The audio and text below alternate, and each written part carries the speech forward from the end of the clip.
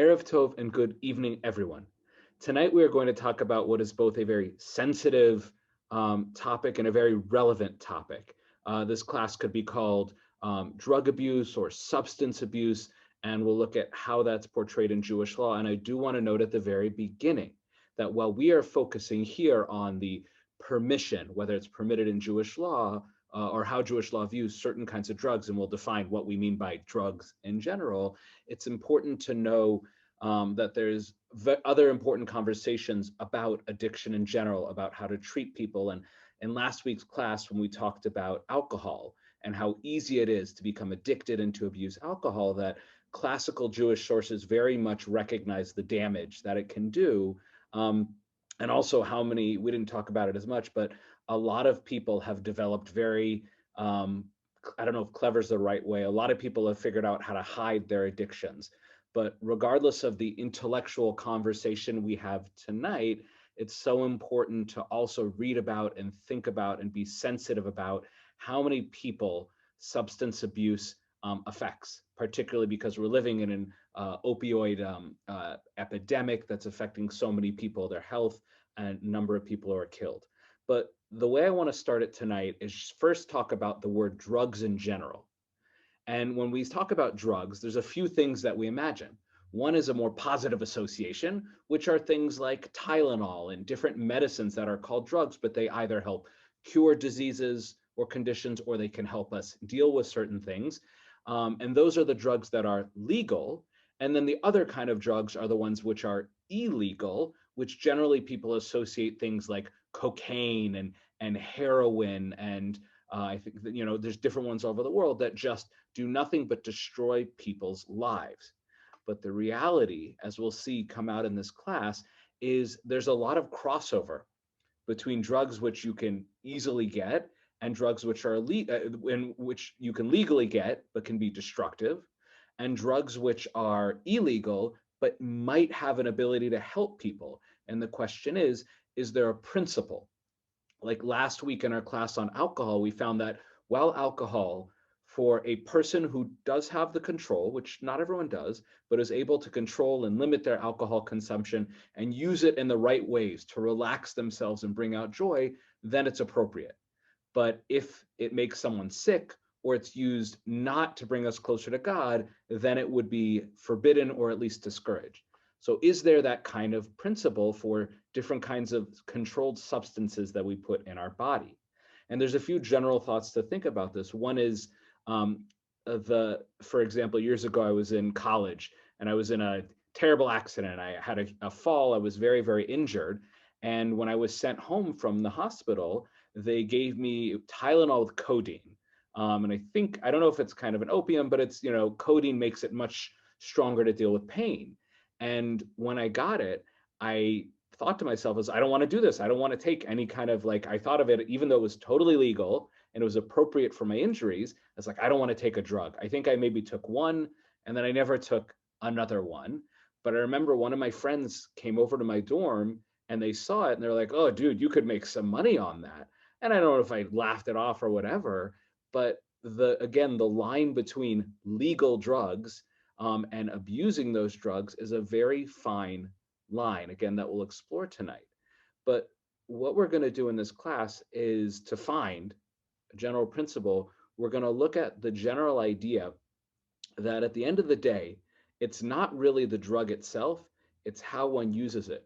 On the radio the other day, there was a Pulitzer Prize winner who wrote a book about junk food and fast food and talking about how the industries go out of their way to make it so that all we want to do is just eat junk food, how it's totally normal to just eat an entire bag of potato chips. And somebody who smokes one joint of marijuana, while that may or may not be good, we'll talk about it, is probably still less destructive than somebody who eats candy bars all day long, every day for years. And again, it's not just about the things themselves, it's about addiction in general, and it's about the kind of life we live and how we use these substances.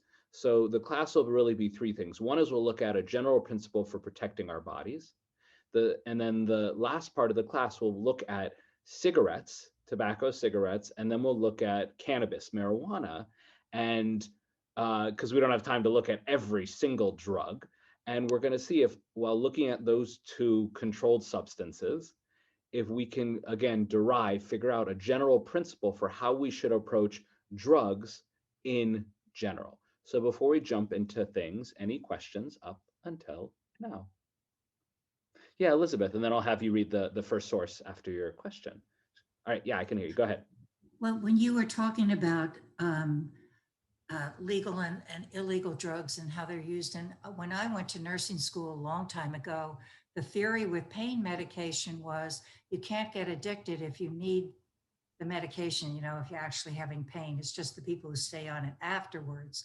Yeah. And of course, that was found not to be true, but that was, was many years later that was true. So a lot of people, I think, got encouraged to go on and stay on, pain-killing drugs.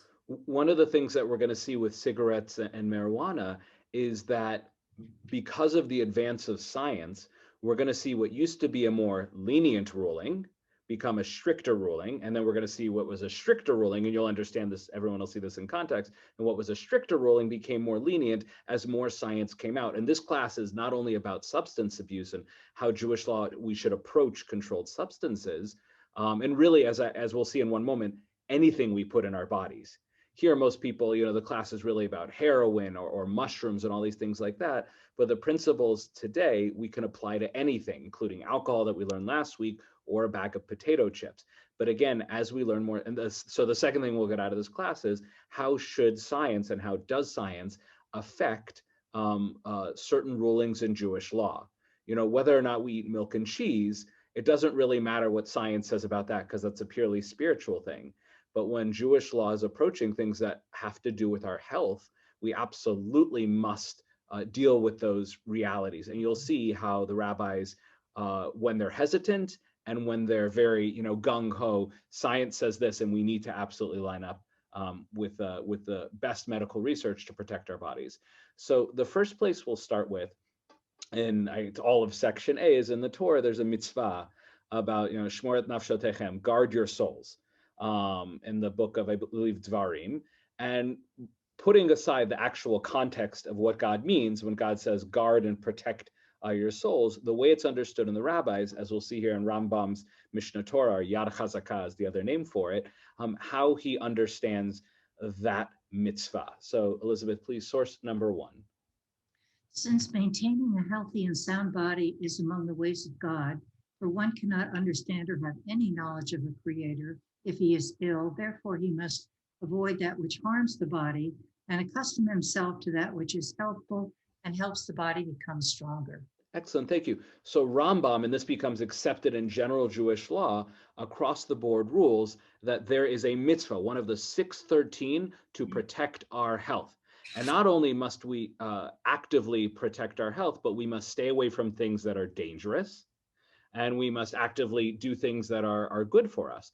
So again, if we just ended the class here, I could say, what's the takeaway when it comes to drugs? If they are harmful, don't do them. And if they are helpful, based on medical science, then go for it. We'll see some interesting nuances and gray areas when it comes to it's healthy, but maybe you still shouldn't. But again, that's the general principle here. And that kind of lines up with what we learned last week about alcohol, when it's positive and it won't affect someone's health. And there's even studies that are far from conclusive about wine being good for hearts. There's actually a battle among medical experts on that. But let's say it is, then maybe it's okay then. But the general principle that we'll run with tonight is, if it's good for you, it certainly must be permitted. And this is the key, if it's bad for you, then Rambam would rule it should be forbidden. And again, I want to reiterate, I'm not just talking about a cigarette that will very likely cause cancer and can do damage even in one cigarette. Somebody who eats a whatchamacallit bar, which is a real name of a candy bar, and has 5 a day, it's not that the candy bar itself is forbidden, but that kind of habit is forbidden, according to Rambam at least, by the Torah. And that's a big deal. So tonight's class is not just about drugs, it's about what we put in our body. And again, we can definitely apply that to drugs in general. So Tamar, I'm going to unmute you. And there is a very, very important exception that will come up in the later sources. And that's about, does this mean we can never, ever do anything dangerous? Because if you ask your dietitian, should I be eating candy? Many will probably say moderation, it's okay. But some people say, look, sugar is just bad. It's okay to have it in fruit, but candy is just bad because people get easily addicted to it. And you just don't ever eat potato chips or French fries, just forget it all. Well, obviously, Jewish law has not outlawed candy and potato chips. Go to any major kosher supermarket and you'll see that half the aisles are candy. So obviously it must be kosher and permitted. So how is it that some not totally healthy ideal behaviors can be permitted? So it develops through the Gemara, the Talmud, and later laws, but here we see it codified in a commentary on the 16th century Shulchan Aruch in this Chelkat Yaakov, again, a commentary on a section of the Shulchan Aruch by Rabbi Breish. Go ahead, Tamar. It is clear that one can rely on the verse, God guards the foolish. As the Talmud says, would it occur to you that because of the prohibition against entering a dangerous situation, we should prohibit traveling in a car or an airplane, even though we know how many accidents and mishaps happen to those who travel in them? Rather, since a great number of people engage in these activities, they are permitted. Excellent. So the phrase in Hebrew is Shomer Petayim, God guards the foolish. And basically, better than foolish is maybe the ignorant or the naive, but people who just don't know any better. But the context here is not just, oh, dumb people, it's that everybody does it. So there's a reasonable assumption that it must be okay. And then the theological idea, the idea where God comes in, is that, look, if everybody's doing something, even if it's not totally safe, God will watch out for us. So an example here, he talks about flying in an airplane. Now, airplanes, thank God, are actually, not only they're really safe, they're even safer than people know, because a lot of people think, oh, airplanes are safe because they rarely crash. But if they do crash, you're done. No, even if a plane crashes, the chance of survival is quite high. So anyone who's afraid, don't need to be afraid. But cars, people get in car accidents all the time, but we all do it. So the idea is that obviously many people die and are injured in car accidents, but the idea is that overall, God protects the millions and billions of people who don't get into accidents. And how do we apply this in general? For example, we'll look at cigarettes in a moment, but if you turn on I Love Lucy from the 50s, there's not an episode where somebody doesn't have a cigarette in their mouth. I'm exaggerating, but not much. Like every movie in the 40s, 50s, the babies were smoking, the animals, everybody smoked. Well, now today, obviously there's a character here and there, but for the most part, nobody smokes because we know how dangerous it is in movies. But today, it's impossible to turn on a movie without somebody with a beer or a glass of wine in their hand. Every show, someone's drinking.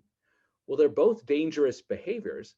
So how is it that alcohol is so prevalent and widespread? And generally the answer is not necessarily because it's so safe, but because people accept it and everyone assumes it's okay and everybody does it. Now, again, does that mean if everybody jumps off a bridge, God will make sure they all survive when they land and fall? No. These are things that there's a danger to them. And this is key. The mitzvah that Rambam says, anything that's dangerous, don't do. So if we hold that 100%, we're never leaving our homes. We're never going to put on a pair of pants because you could trip and fall putting them on and fall over and crack your head. Obviously ridiculous. So there has to be a reasonable middle ground where we can do things where there's a little risk. If somebody has an ability to have a glass of wine or a beer, even 2 beers, again, depending on their body, et cetera, like that, get a little lightheaded and then they're fine. This halachic source would say, that's fine. But with something like heroin, and again, I don't know all the science, but let's say that one time of injecting heroin will affect someone negatively for life. Now, I don't think that's true, but certainly it's not. Let's say it is. Let's say one shot of heroin will absolutely hurt someone or maybe kill them, and actually can. It can kill people on the first time. They can have a negative reaction, and it's almost 100% sure to injure someone, then it can never be permitted. So the difference here is this. If something is always dangerous, 100% dangerous, we can never do it. A lot of rabbis say skydiving is not permitted at all. Even though plenty of people survive, it's just super dangerous. but karate. People can get hurt in karate, but for the most part, it's generally a safe thing. And there might be an accident once in a while, and everyone accepts that karate has good benefits for health, exercise, so karate's fine.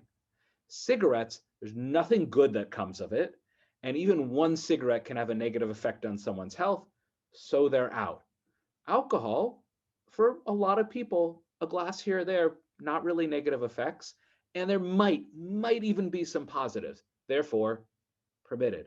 That's so important to know that distinction. If something is 100% dangerous, forbidden. Something is generally safe and most people do it, it's permitted. It doesn't mean you can do it once. You can't drive your car with your eyes closed. You have to be safe about it. But we'll see how that principle plays out. So any questions on that? Because that's very important to the rest of the class, is the difference between 100% dangerous, never permitted, and things that might have some danger, might have some positive benefits, and most people do it. So any questions up till now? Excellent. Lindsay, I'm going to go ahead and unmute you for the next source. So because the idea of like modern medical science is relatively recent, a lot of the sources on cigarettes and marijuana and other drugs are very contemporary.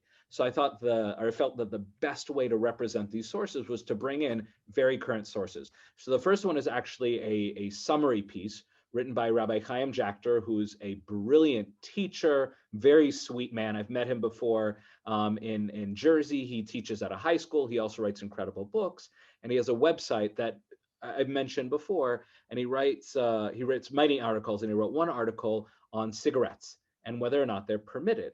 And obviously at some point, everyone was smoking, including great rabbis.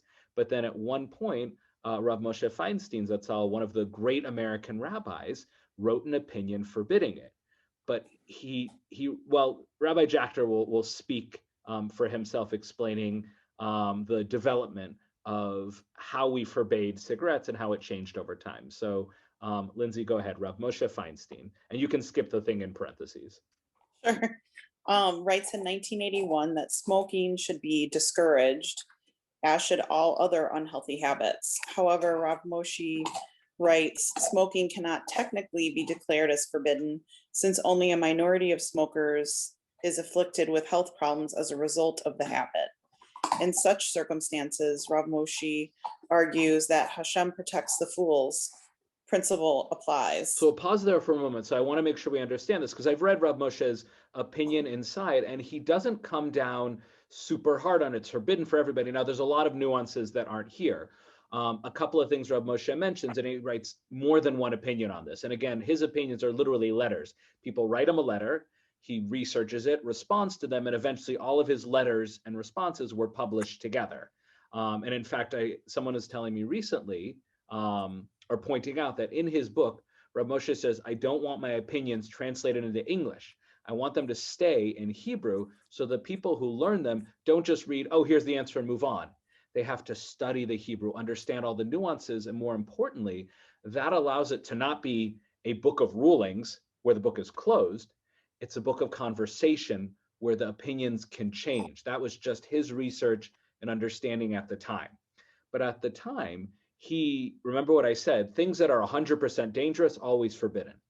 So the understanding when Rav Moshe wrote his first opinion was that cigarettes were dangerous, but not for everybody. Now we know they're way, way, way more dangerous. But at the time, they weren't known to be as dangerous. So he brought that principle we talked about Hashem protects the fools, Shomer Petzaim. So many people are smoking. Generally, people are okay. So I can't forbid it, but it's still not a great habit. There's no positive benefit from it. It's not totally healthy. And one of the things he also talked about, the context was, can I smoke on Yom Tov? I can't light the cigarette, or I can't make a new fire, but, can I use a candle that's already burning, or ask a non-Jew to light it for me, which I saw. I saw a very Orthodox Jew in Israel on Pesach ask a non-Jew at a hotel to light their cigarette for them. They clearly were not holding by the Rav Moshe, but his opinion was, look, the people who are smoking, they're not doing it to be dangerous. They're doing it because if they don't smoke, they'll be sick, which means he was aware of addiction and the effects of going off of addictive thing. So he said, look, if you're already addicted to it, keep doing it, but don't get hooked on it. Now, again, that's not good science. And we wish he would have come down harder and say, do anything you can to get off of it. It's forbidden by the Torah to do it, forbidden to continue it. But he came down in the middle. And part of it is because some of the greatest rabbis in history smoked pipes. They talk about it, but that's because they didn't know any better. And if they had, they certainly wouldn't have done it. So a lot of people push back on Rav Moshe's ruling, as you will see right now, as you continue. Please, Lindsay, Rav Moshe's lenient ruling. Seems no longer to apply, as we know that current research indicates that a majority of smokers will suffer ill effects from their unhealthy habit. For example, Rav J. David Bleich writes that according to presently available evidence, it appears that the cumulative risks of lung cancer, cardiovascular disease, and respiratory illnesses will, in the aggregate, foreshorten the lives of a majority of smokers. Moreover, Rav Bleich notes that the Hashem protects the fools principle applies only when the behavior is trodden by the multitudes. Rav Bleich observes that although smoking was a path well trodden by the multitudes, when Rav Moshe wrote his original lenient responsum. Yeah, that's just, I guess, the singular for response. On smoking in 1964, it is more than likely that at present this condition no longer obtains. I have been informed that only an approximate 25% of Americans currently smoke, thus reporting Rav Bleich's argument that smoking is no longer a path well trodden by the multitudes. Furthermore, Rav Moshe's student, Rav Ephraim Greenblatt, observes that society no longer regards smoking as a tolerable risk. He notes that society can even outlaws smoking in bars, even though imbibing considerable quantities of alcohol is tolerated. Accordingly, Rav Bleich's and Rav Greenblatt's writings clearly demonstrate that Rav Moshe's somewhat lenient ruling regarding smoking is no longer in effect, as medical information and society have changed. Excellent. Thank you so much. This is so powerful because it shows that, I mean, again, Rav Moshe, and he's one of, like, I follow him on almost everything. Like, I look to him when I'm, researching a topic in Jewish law, and so much the Orthodox world follows him. But even in his case, when it comes to health, Jewish law can and must and does change. But we see here there's two specific points, and this is why this is such a great example that we can apply to, again, drugs in general and really all unhealthy behaviors in general. One, we know that smoking is pretty much, I can't say 100%, but the vast majority of cases, smoking tobacco or smoking cigarettes, tobacco cigarettes, is unhealthy. It certainly will lead to absolutely increased cancer, lung, all of those kinds of things in the end. And there's no question about that. Even people that smoke today, they know that. They can't ignore, literally can't be blind. It's on the cigarette packages. So we used to think it was fine. Then we thought, in a number of cases, it's kind of dangerous. So Rav Moshe in 1964 says you really shouldn't do it. Now we know it's absolutely, there's nothing good from it, and it is absolutely bad in virtually every case. Change one. But change two is, back in the day, even if it was kind of unhealthy, people tolerated it, people accepted it. And when society has accepted that something is worth the risk, or the risk is minimal, then it becomes okay. Now, okay doesn't mean that it's good and we should. For example, here, there's a sociological comment. Drinking vast quantities of alcohol is tolerated. That doesn't mean it's permitted. In fact, in Jewish law, drinking vast quantities of alcohol, getting very, very drunk, is forbidden, as we saw in our last class. But the point is that society accepts that society accepts alcohol. So that rule of Shomer Peta'im applies to it, A. And as I said, while alcohol is still very destructive and too many people abuse it, as we abuse many things and overindulge in too many things, for the most part, alcohol can be used in a healthy way. And again, there's a debate, but there might be some benefits to a little wine here and there. And again, that doesn't mean one has to, but one can. But cigarettes, it's generally not accepted anymore. People say we reject cigarettes for the most part as a society, and it's totally unhealthy. Therefore, it's forbidden. And so again, if you find a young Orthodox, student in yeshiva who's smoking a cigarette, it'd be very, very hard for them to justify that within Jewish law. Now, just because this opinion and these rabbis outlaw it doesn't mean there's not a rabbi out there who doesn't permit it, but I think it's pretty mainstream that cigarettes are absolutely forbidden. Somebody who's already addicted to it and it's hard to get off, can they rely on that Rav Moshe?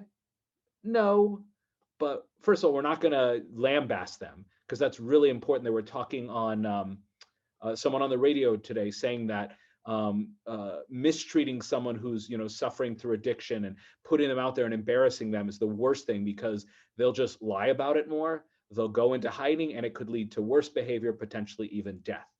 So if somebody is an Orthodox Jew going up to them and be like, that's usher and you're breaking Jewish law, they're just never going to smoke in front of you again. But positive and just going out there and sharing about it and educating and caring and loving people, that's why I said there's a lifetime of information for how to help support and love people who are suffering with many different kinds of addiction, not just drugs, but whether it's TV or sex, there's a lot of kinds of addiction. So before we go on to talking about marijuana, which is much more complex and the reality is changing, any questions until now? Excellent. So as we saw, a lenient ruling by Rav Moshe was essentially upended by medical science, and now we are much stricter on it. And again, that's pretty mainstream to do that. Well, what we're going to see right now is the exact opposite. A machmir, strict opinion by Rav Moshe is going to be turned to being more lenient. So Jeremy, I'm going to unmute you. And what I wanted to do is give you some very important context.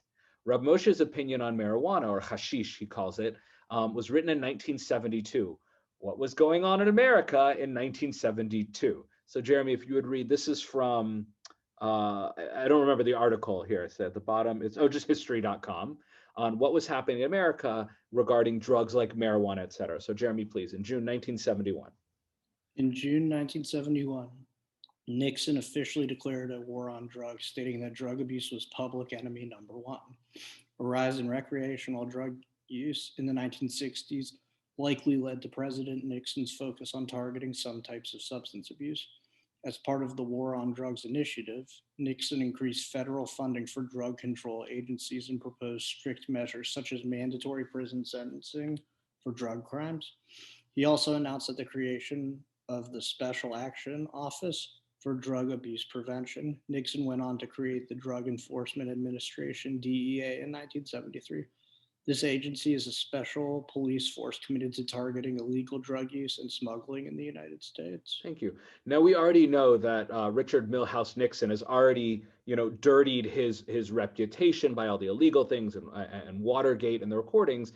But some things that may or may not be as well known is his war on drugs. When we found out what was actually behind it, his legacy is even worse. I don't remember the exact quote, but he said to it's actually recorded, you can find it, that Jews are connected to drugs, so he's deeply anti-Semitic. And one of his former aides, and again, you can look this up very easily. I think it was actually in the full version of this article on history.com. One of his aides said that the whole point of the war on drugs was really a smokescreen. It was an excuse to essentially attack minorities, more specifically the Black community. When it talks about putting people in jail for marijuana, for the most part, they were putting, people of color in jail, again, specifically the Black community. And there was no reason for that. And white people, and again, this issue has gone on today, and the repercussions of it are still devastating for everybody, but particularly minority communities, and even the so-called hippies who were against the war at the time. This was an excuse to, again, crack down on them. So it was a disgusting and horrific and tragic moment in history. Not to say that we should have done nothing about drugs and just let drugs run free, but unfortunately this war on drugs and the idea that drugs were the most evil, destructive thing in the world, while again, alcohol was running free and unchecked, has caused a lot of damage. Unfortunately, not everybody knew that. And Rav Moshe, who is was a sincere and good person, did not know the backdoor anti-Semitic, racist dealings that led to the war on drugs. All he was able to learn about was what was being put forth by the government, which is drugs are very, very bad and destructive, and they lead to crime. Well, they only lead to crime if you turn drugs into a crime. So that I'm done with my rant on that. And again, this is not conspiracy theory. This is all well documented. And anyone who wants to read more about it, it's very easy to look it up. And it's very painful, including the fact that it's still happening today. And the minority community is still being hurt, which is why we'll talk about a different approach to marijuana might help alleviate these problems. So this is Rav Moshe's opinion in 1972. And again, he was sincere, but the information he was getting was not.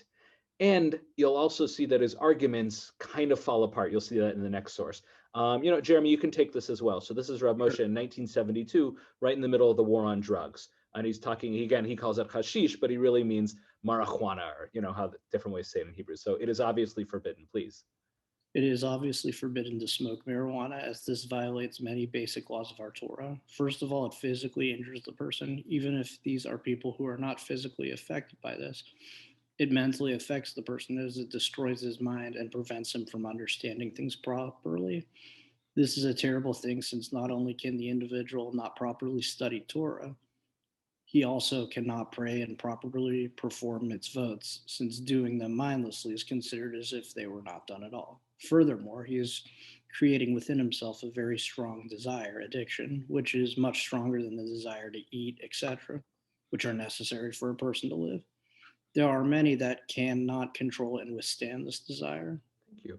So this is like, if you go back to, I think it was like 1936, and there was this film called Reefer Madness, and the idea that smoking marijuana, it's become like a cult classic, almost a comedy film, but the idea at the time was to scare people so much they would think that marijuana would lead to murders and violent behavior and just horrible things. Now, the truth is that marijuana, like all kinds of drugs, like if you take an M&M, it's, first of all, it's not going to cause type 2 diabetes if you have one M&M. Whereas if somebody does smoke a joint of marijuana, it very likely will have some effect on them. Obviously, it'll affect people differently, but the truth is it's on a spectrum. So if somebody literally once a month, a middle-aged person, who's retired, living at home, and they smoke a joint. Now, again, this doesn't mean that one should do it. We're really trying to get at the halachic, is it permitted? But let's say they smoke one time a month, they have one joint with their friends. It's probably not going to destroy their lives. Now, if you walk into that room while they're a little buzzed or high and say, I need a ruling on whether this chicken is kosher for Yom Tov, they may not be sharp or snappy. You may not want them behind the wheel of a car. So to say that marijuana is completely harmless, that's not true. But to say that it will destroy someone's life is also too far. And one of the realities is we don't really know everything about it. We haven't done a lot of studies. And part of the reason is because it was marijuana, psychoactive drugs like mushrooms, heroin, all of these drugs is, first of all, a lot of them are dangerous. So you can't do a test on people because you might really harm people. But also because they're illegal, it's really hard for scientists to get permission to do tests on drugs outside of humans. You can do it on animals, but mice and humans are not the same. So we don't know all the science of how drugs fully affect people. So even though we know there's certainly many negative effects, there might be some positive effects. We don't know the extent of it. So Rav Moshe, in the context of the time, only was made aware of the negative things and ruled prohibitively. Now what we're I sorry, it wasn't actually over. Here, Jeremy, if you want to take the end, he continues on his list here, and then we'll move on to the next one. Additionally, he has, I think, 9 things that he lists overall. Additionally, the parents of the person smoking are certainly pained by his actions, in which case he is violating the mitzvah of honoring one's father and mother. He is also violating the mitzvah of Kedoshim Tehiyu. I'm sorry. You shall be holy. This also leads him to transgress other prohibitions besides the actual prohibition of taking drugs. The bottom line is that it is clear and obvious that this is one of the grave prohibitions, and everyone must try with all of their strength to remove this impurity, tumah, from children of Israel. Excellent, thank you. So even more than what he comes down even stronger than what we saw up until now. And there's also something about if somebody's listing 9 different reasons for why something is being forbidden, maybe none of those reasons on their own are strong enough, or it's just so evil that it really does, like there's they talk in the Talmud about somebody who kills someone on Shabbos, and they break like 5 mitzvot in one go. So the point is he sees it as a true evil, but what we're going to see is it's not so clear cut. But again, it's not clear cut that it's okay, nor is it clear cut it's total evil. So there's a great article. Now, this article was written as of 2014, and we will see some more up-to-date science in the next source. But this Rabbi Yair Hoffman, a contemporary rabbi, wrote this great article where he mentions Rav Moshe, talks about the science, at least as of 2014, and the politics behind it. And he kind of tries to trying to figure out, is there kind of a clear approach to marijuana, knowing that we don't know everything about it. It's clearly not as bad as some people say, nor do we know if it's totally safe and totally fine. So Elizabeth, I'm going to go ahead and unmute you. And if you would please take this article from Rabbi Yair Hoffman and the sources, I think it's five towns, which is in New York. As of this writing, that one? Yeah. As of this writing, there are 20 states in the US that have now legalized medical marijuana and a number of others on the way as well. The change in legal status has been both fast and furious. Proponents claim that it has so many beneficial medical effects. Opponents of the legislation of marijuana claim legalization of marijuana.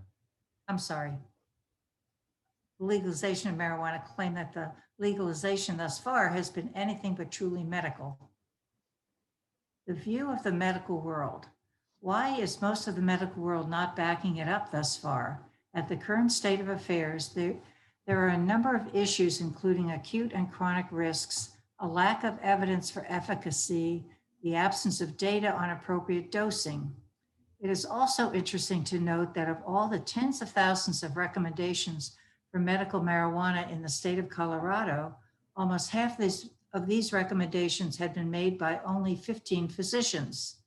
This is a clear indication that the medical world has not embraced medical marijuana as the panacea in which the media has marketed it. Before we go on and look at, he's gonna, review Rav Moshe's opinion that we saw above, the important thing to note here, going back to our earlier principle about, is it have widespread acceptance and how dangerous is it?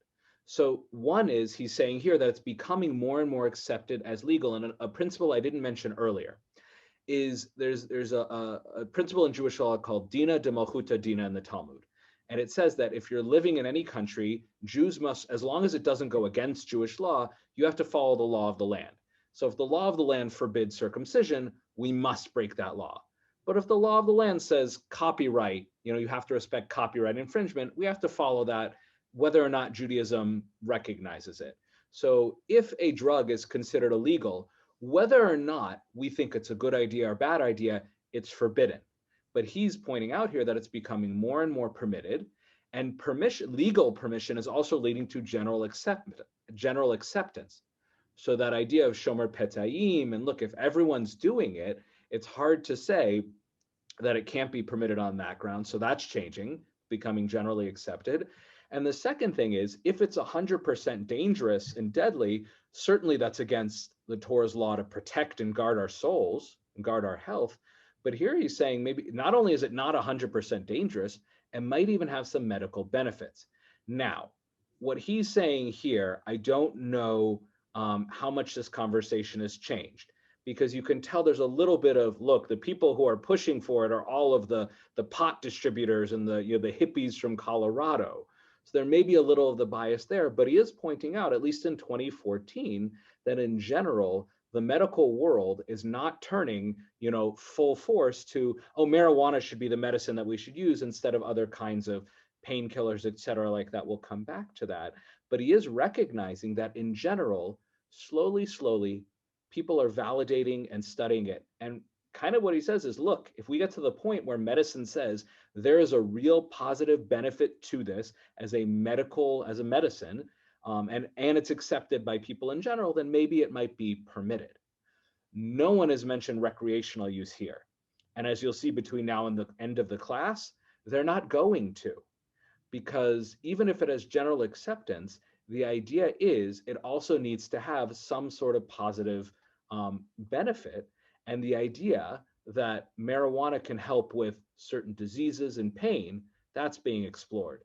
But the idea of just getting high for high's sake, no rabbi has given a place for that. And I don't remember, he might mention that, but I certainly saw it in another place, which is there's no Orthodox rabbi that's talked about the idea of just getting high, even if it's generally safe, as being okay. Why is alcohol permitted then? Partly because it has a long tradition. But as we saw last week, they even said alcohol is, you don't ever get drunk for drunk's sake. You get a little bit lightheaded for the sake of becoming closer to God and for bringing joy in doing a mitzvah. Getting drunk just to be drunk is never something Jewish law encourages and might even forbid. So too with marijuana. So some people have said, well, why don't we just get high on Purim? You're supposed to be confused and everything on Purim, so use marijuana for it. That's a conversation that people have started to have. And we'll see where that happens next year, but no one's permitted that yet. So now he's going to start going to the halachic things. Go ahead, Elizabeth. Rav Moshe Feinstein's view. Back when it was illegal in all 50 states, Rav Moshe Feinstein addressed the question in his Igros Moshe Yoreh Dea. Rav Moshe pointed to no less than 9 very serious issues in which marijuana affects a person. So do Rav Moshe's points apply to medical marijuana? We will start with the physical and mental effects. According to the long-term study of Swedish youth cited by the study, the odds on getting lung cancer if one regularly uses marijuana increase 200%. Yet another concern is for driving. The authors of study have noted that impairments can last up to a full day after a single ingestion. What about the mental effects? The study cites the possible effects on mood and particularly depression and the possibility of dependence. Marijuana has been linked to higher rates of mental illness, including thought disorders, depression and anxiety, as well as, according to one prominent study published last year, diminished IQ over time. In short, the rise of legalization of medical marijuana is fraught with danger in its current form. It is sad because for epilepsy and for other uses, it had been approached through the medical world. It could have been useful and halakhically permitted.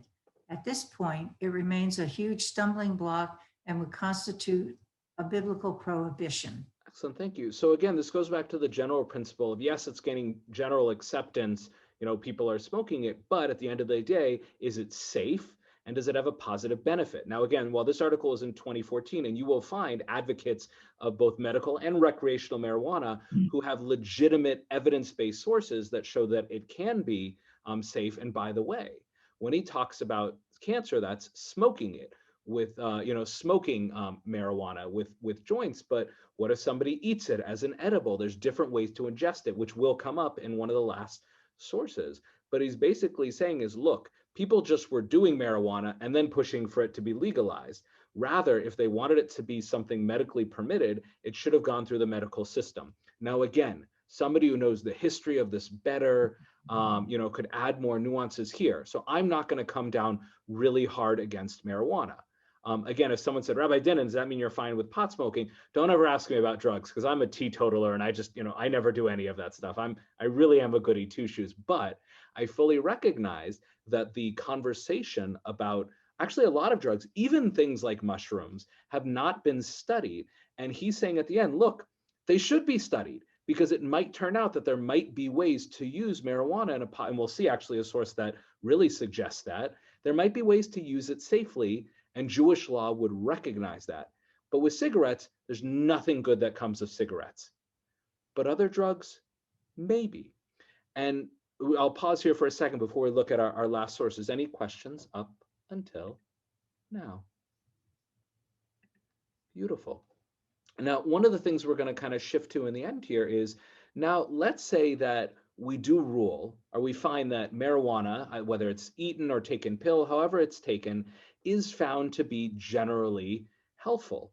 is there any kind of principle that just talks about all kinds of drugs, good drugs, whether it's, Tylenol, Advil, or heroin, about just using substances in general and whether they should be used? And we actually do find in a very interesting source. Lindsay, I'll go ahead and unmute you for this, all the way back in the Talmud. So we're talking here pre-medieval times, 3rd, 4th, 5th, 6th century, in Psachim, in the Talmud, in the conversation of the Pesach Seder, and all of these good and bad habits and behaviors. So here's the main source, number 6, please, Lindsay, and then I'll have you read the commentary.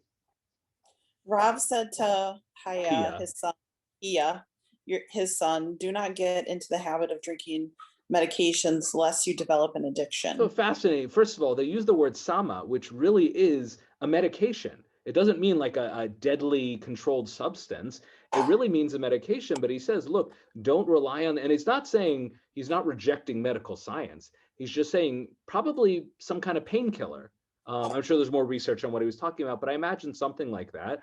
And don't drink these all the time to dull the pain, because that you're going to get used to it. So this is kind of a precursor, almost foreshadowing the opioid epidemic that we're having today, where again, in certain cases, taking an opioid may be helpful, but obviously the chance for addiction is deeply dangerous. So in Rashi's grandson, because Rashi wrote the main commentary on the Talmud, but he passed away in the middle of, I don't remember which book, but it literally says, and here died Rashi.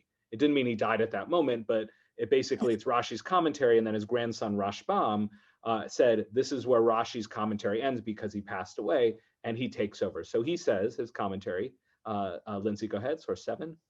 Do not drink medicines because you might develop a need for them at a certain time, and you will squander away your money. Even for medical purposes, one should not take these medicines if there is an alternative method for healing. Excellent. And this is not me suggesting alternative health, which maybe I'm not going to get into whether they have any medical value or not. But what he's saying is, just because there's some kind of substance that might help with your pain or something like that, you don't have to reject it outright, but try and find, something that's cheap, not addictive. Don't get involved in these medicines, because they recognize that certain tonics might be effective, but they might have long-term consequences. And this is certainly well before the kind of medical science we have today. But again, it's kind of prefiguring the idea, seeing the idea that we are going to develop lots of medicines that can help with a lot of problems. That is not bad, but relying on them can lead to a lot of issues. And that's exactly what we're seeing today. So the reason I brought that here is not only does it apply in general to our society and our reliance on pills, which again, are not inherently bad. When people say, oh, all these things are overprescribed, yes, but that doesn't mean we should get rid of all medicines. It just means we should be more cautious about them. But also here with marijuana, this is from the Harvard Health blog and from 2020, updated in 2020. So it's a recognized evidence, fact-based source that's very recently written about the current science and knowledge of medical marijuana. And just because marijuana might be very effective, don't automatically say, well, everybody should be doing it, nor should we reject it outright. We should take a cautious middle ground. So I'll take this in the very last piece. So this doctor says, is Dr. Peter Greenspoon, marijuana is currently legal on the state level in 29 states, and that may be even more at this point, I'm not sure, and in Washington, D.C. It is still illegal from the federal government's perspective. About 85% of Americans support legalizing medical marijuana. So that Shomer Petayim, where the majority of people, fools as it were, accept it, we're past that point now. The idea of marijuana is generally accepted by society, and it's legal in most states at this point. And is it estimated that at least several million Americans currently use it, not just for medical reasons. But what he talks about is, look, if we're going to legalize it, we're not going to legalize it just for the sake of getting high. The only conversation we're having here is about for medical purposes. So he says least controversial is the extract from the hemp plant known as CBD, which stands for cannabidiol. You can tell how much I know about drugs. I know cannabinoids is like the other way to say it, because this component of marijuana has little, if any, intoxicating properties. So there is a general rejection, at least in this piece, of getting high for high's sake. So he's really saying if there's anything good about marijuana, just take that out. Marijuana itself has more than 100 active components. THC, I don't bother pronouncing that, as the chemical that causes the high, because it's a hallucinogenic, goes along with marijuana consumption. CBD dominant strains have little or no THC. So patients report very little, if any, alteration in consciousness. So again, what they're really getting at here is the positive, helpful, constructive thing about this drug. And getting high and confused and memory loss, and they have shown very recent studies that long-term use of marijuana can have effects on memory loss, particularly if it is used by youth. Well, not only is there no positive to that, that's quite destructive. So they're really saying the only thing that we should be talking about with marijuana at all is when we can make it safe and for medical purposes. So just the idea of getting high for high's sake is pretty much pushed out of the conversations. Patients do, however, report many benefits of CBD, relieving insomnia, anxiety, spasticity, pain, and even treating life-threatening conditions such as epilepsy. He says the most common use for medical marijuana in the United States is for pain control. Well, marijuana isn't strong enough for severe pain, like post-surgical, etc. It's quite effective for chronic pain that plagues millions of Americans, especially as they age. Part of its allure is that it is clearly safer than opiates, and that is true. The opioid epidemic is incredibly addictive and incredibly deadly. He says it's impossible to overdose on and far less addictive. So that fact that one cannot overdose and kill themselves on marijuana is a huge plus for it. And he concludes, really important, or I'll get there in a second. In particular, marijuana appears to ease the pain of multiple sclerosis, nerve pain in general. This is an area where few other options exist, and those that do, such as Neurontin, etc. Patients claim that marijuana allows them to resume their previous activities without feeling completely out of it and disengaged. So going back to that thing of the Talmud, don't rely on medicines because you may become addicted and they'll affect you negatively. Well, this may be one of those times when you do go to medicine because it might be the only game in town. And if it's generally accepted, it's positive, and it's good, then the fact that it's a drug, maybe it should be permitted, again, depending on how you use it. And he ends here with such a beautiful, positive take about how we should approach the whole question. My advice for doctors is whether they are pro, neutral, or against medical marijuana, patients are embracing it. And although we don't have rigorous studies and gold standard proofs of the benefits and risk of medical marijuana, that sentence is so important because Jewish law rests on that sentence. We really need to know, do the risks outweigh the negatives, like the vaccines? The risks are so infinitesimally small, particularly for Pfizer and Moderna, and the benefit of is so astronomical. Many, including myself, hold that it's a mitzvah to get the vaccine, really all vaccines. Whereas with marijuana, we don't really know, but he does say we need to learn about it, be open-minded, and above all, be non-judgmental. Otherwise, our patients will seek out other less reliable sources of information. They will continue to use it, they just won't tell us. And there will be that much less trust and strength in our doctor-patient relationship. I often hear complaints from other doctors, there isn't adequate evidence to recommend medical marijuana.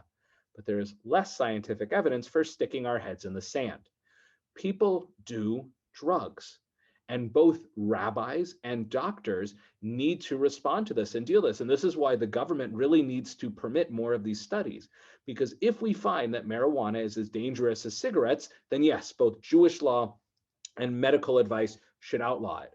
If we find that ingesting it, putting it in food, which will come up to the last source, is relatively safe with very few side effects and many benefits, Jewish law should permit it, and so should medical science. And again, that's the principle that we should approach every drug. We know that having a piece of banana cream pie, my favorite dessert, a piece of banana cream pie once in a while, a small piece, for most people is fine. It isn't necessarily going to make you healthy, but the positive benefits, the feeling it brings, and it doesn't have negative things, again, if you don't have too much, but it'll make you feel good, make you feel full. Overall, it's not 100% good.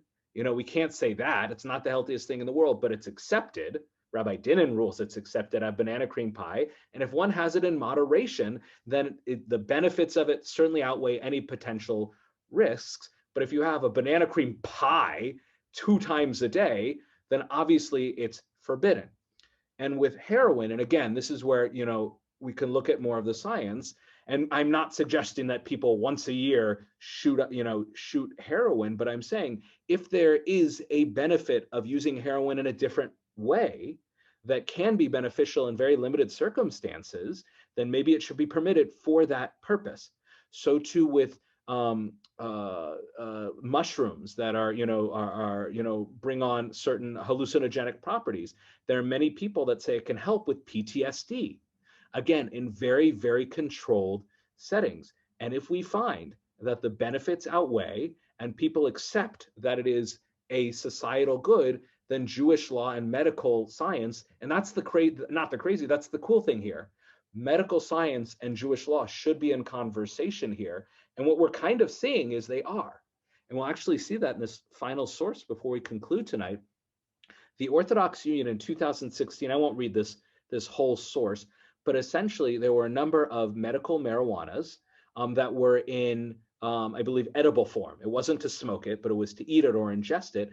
And the OU gave their certification. Now, the actual leaves, the plants that marijuana made from, it's a plant from the store. You don't need a kosher certification on an apple, but they often prepare it. They add in additives for taste, flavor, et cetera, like that.